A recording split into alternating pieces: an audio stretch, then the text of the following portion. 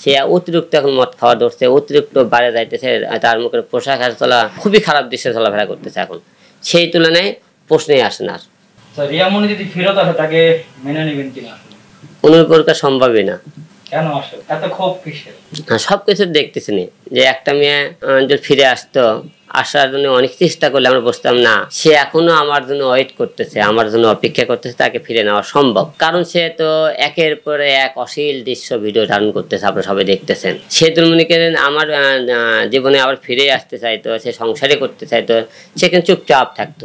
যে কথা আমার মনে করেন বাবা মরার পরও সে মনে করেন এখন পুরো চুপচাপ হয়নি, এখন আগের থেকে বেশি শৃঙ্খলা সে আপনারা তার চলাফেরা ভিডিও গুলো দেখতেন। তো এত কিছুর হওয়ার পরেও যে সে চুপচাপ থাকতো, মানুষ বলতে ভুলে আমরা ক্ষমার দৃষ্টিতে দেখে নিয়ে আসতাম। কিন্তু সে কিন্তু দিন গেলে আরো খারাপ কিছু, সে অতিরিক্ত এখন মদ খাওয়া ধরছে, অতিরিক্ত বাইরে যাইতেছে, তার মুখের পোশাক আর চলা খুবই খারাপ দৃশ্যে চলাফেরা করতেছে। এখন সেই তুলনায় প্রশ্নই আসে না।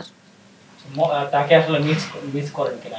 আসলে 3 বছর সংসার যেহেতু করেছে, একটু একটু তো মায়ের কাজ করে, কিন্তু এখন মায়ের থেকে ঘৃণা কাজ করে বেশি।